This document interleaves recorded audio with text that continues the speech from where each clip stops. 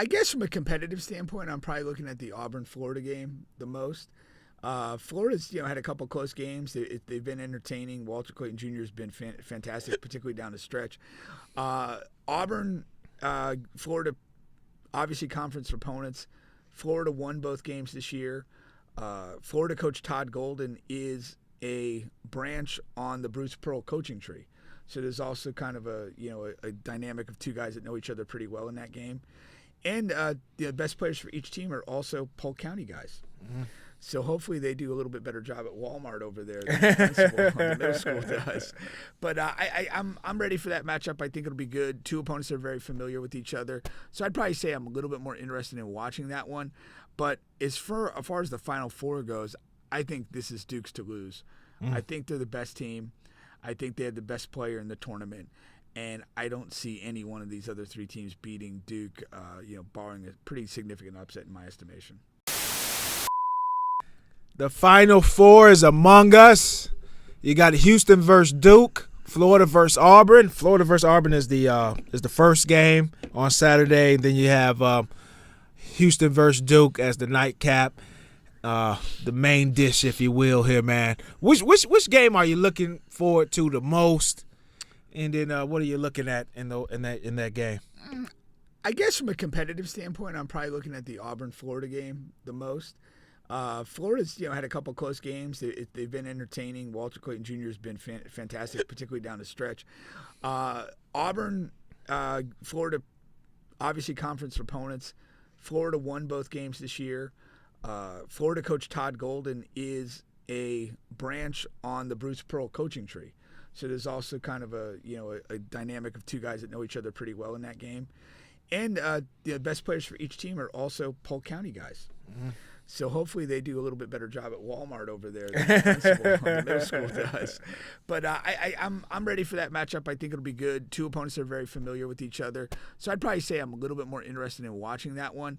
But as far as the Final Four goes, I think this is Duke's to lose. I think they're the best team. I think they had the best player in the tournament. And I don't see any one of these other three teams beating Duke, barring a pretty significant upset in my estimation. Duke is looking really good, man. Duke is really looking really good. I've said this 1,000 times, so I'll go ahead and make it 1,001. In the beginning of the season, I just remember looking at the Gators play, man. And I just said, hey, this is the best team in college basketball. So I love how they're making it now to the Final Four, but they have to finish the entire deal for me to be completely accurate on that. But that's just something that I saw in the very beginning of the year. Now, in this tournament. I had the same observation of UConn 3 years ago when they won their first title. Yeah. Yeah, I saw them early, maybe when it was December games, and they just looked super solid. They looked tough on both ends, and I'm like, God, this is a good UConn team. And they hadn't been back to prominence yet. And then I saw another game maybe a week later, similar vibe. I'm like, I really like this team. Then I got busy, didn't watch a lot of college basketball. And then I guess they dropped a couple games kind of in the middle of the year, but headed into the tournament on a pretty good note. And I was like, why shouldn't they win? Right. And they ended up doing it, yeah. What's interesting is a lot of people kind of hearken this Florida team to a couple of those UConn teams. As far as comparing them and being similar type of teams there. I'm a Gator fan, so I'm I want to see this game here. Auburn is a really good team. You got the Broom guy over there. He's really tough. I expect him to be a lottery pick. And so, but man, just to see, Duke and, I want to see them go down, but damn, this is a really good team, man. It's a really good team. Now, Florida versus Duke is my dream. National championship. I would love to see that. Love to see that go down there. But in any event, man, I'm going to be glued to the TV now. Cooper Flagg. What's interesting is, man, all these NBA teams are tanking for him. It's just plain as day. You got the, they're building the campaign of the flag and the name and everything behind it. Do you think that'll catch on to him, especially in the NBA? Well, what exactly are they doing? I haven't noticed. No, just like the nickname and the whole like him being a good white player and putting the American flag behind him because that's his name too. And, I was unaware there was. Even That's already a thing. But now is not a good time to be waving the American flag for sure. I think you're kind of a fool to do that, and I do think. Well, I'll put this in two categories. I don't think it's the best time to be waving the flag and being that sort of guy, because the only people that are eating that shit up are morons. And so, but the very fact that Flag is a white American player is going to play into that base of people. Yeah. And that's undeniable. I mean, there's going to be a segment of Cooper Flag fans that are fans because he's a white American. Yeah. And they, other than the fact that he can hoop at a high level against foreigners and blacks, that's their thing.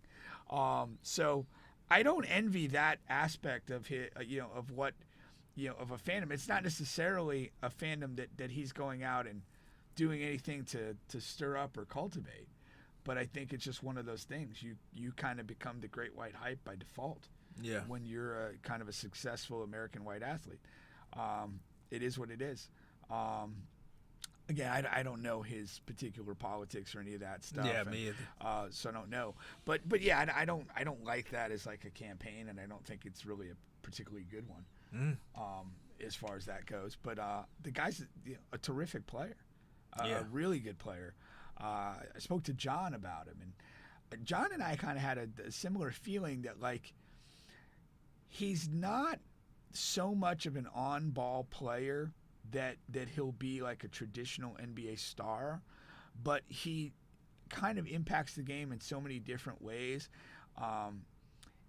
He could almost be like a Scottie Pippen-esque, like best number 2 guy as his highest evolution as a player. And so you think that's the best? You think that's the ceiling?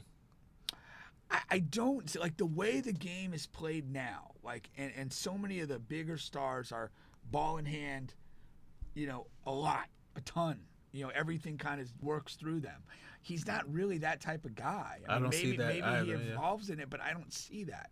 So to me, you're going to have to say, well, what is the pathway of his career?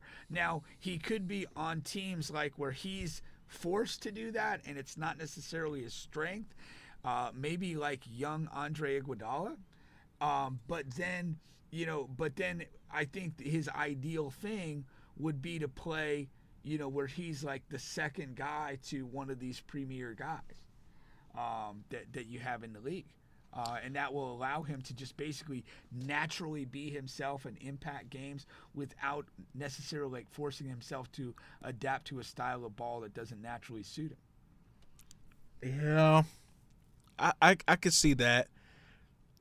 What about was Giannis that player though when they first in the beginning? Giannis was a skinny Greek guy, and Jason Kidd, when he was coaching there, he kind of liked and embraced the idea of Giannis handling the ball a lot, and kind of gave him that license, and he developed in that way. Now Giannis was so raw, literally, when he came to the NBA, that he was essentially moldable. I mean, and there's an alternative career that could have happened if he was utilized differently and never given the ball as he was by Jason Kidd as coach of the Bucks. Yeah. And maybe he evolves differently as a player.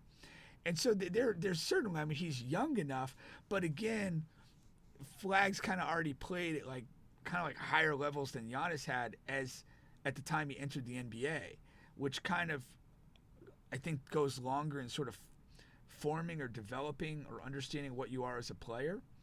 And, I mean, arguably, there aren't too many guys that came into the league more raw than Giannis. Yeah. You'd be hard pressed to find. Yeah, it's tough to few. think of anybody there. But so that's a little bit of difference in the arc of their development. It's not to say that he can't evolve into that, but like I like the way he plays. To me, I would love to play with him. Like he would be a fantastic teammate. And there's nothing wrong with being like this guy that just kind of defends and blocks shots and rebounds and always finds the basket. Is that worth the number 1 overall pick though? Yeah, I don't think there's a problem in that. Yeah. Again, you're getting player value. But when we say is it worth the number 1 pick, it's like, okay, what if San Antonio gets that? And he gets to play with Wemby. Yeah, there and you Fox. go. Yeah. What are some of the teams at the bottom of this thing? Yeah. Again, if it bottomed out for Philly, yeah. they have pieces and players. Yeah. And Flag can just kind of come into that, and evolve his game. Yeah. San Antonio, Philly. Portland's kind of a mess. The Pelicans are, I don't know what. I saw the Pelicans, Yeah. but Zion and Coop, I'm not sure. But then you'll be able to move Zion, I guess, in theory. No, again, healthy Zion and Coop, I think that could work well. You think that can work? Yeah, for sure. I don't think there's any problems with that. Coop is a really good passer. You could do some high-low stuff there, and he can shoot. It's not not even high-low. It's just like you can, even if you're gonna do some ISO stuff, like Coop kind of slashing and getting to the basket off the ball and being that guy. Because I see Coop as a natural 4 in the league. That's what I see. And I kind of look at positions as like, who are you going to guard? Yeah. So that's what I mean by that. I know positionless basketball on offense kind of, but your position is I kind of say, okay, who are you going to guard? And I see Coop as a natural 4 and not a lot of flexibility unless, until things develop and progress for him in the league. Yeah. You agree with that or no? I'm more of a positionless basketball guy. Like I don't to me, like if you have essentially Coop and Zion, for example, as your forwards, you're just going to go with the matchups that feel best that night. Yeah, I don't. The more I think about it, no, I don't like that pairing. Because you have to find. I don't like pairing anybody with Zion because he's yeah. I don't want that for Flag. I don't want that for Flag. I want Flag in San Antonio. Yeah, I don't want that for Flag. Yeah. San Antonio would be like perfect, in that sense. And San Antonio will have a chance. They'll be there. They'll have some ping pong balls in there. Yeah. So we'll see. But places. I mean, there are a couple of places even worse than New Orleans. Like Washington, he'll die there. Yeah. Utah.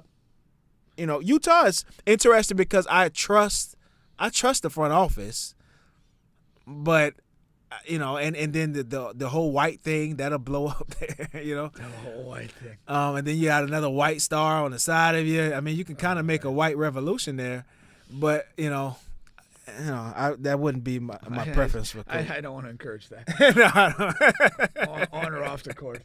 On or off the court. Yeah. I've had enough of that horse shit. Hasn't worked for centuries. Trump will move his office to Utah. Good. That was the case. Good. He'll move his office straight to hell. Again, most of the teams that are bad, they're bad for a reason. No, for sure. But there are a couple, like you said, that I could definitely see. I wouldn't even be totally mad at Charlotte if you can get a healthy part of the season from Melo. I mean, then you do what you do from there. I wouldn't hate that. I wouldn't hate it. I'm increasingly convinced he's not a serious player. I know. I'm leaning towards that way, but I'm not there yet. Yeah. I'm not there yet. The kids, I usually get places before you do. You're a NASCAR driver. You're fast, man. You go to those tracks. I stay away from those places, man. That's right.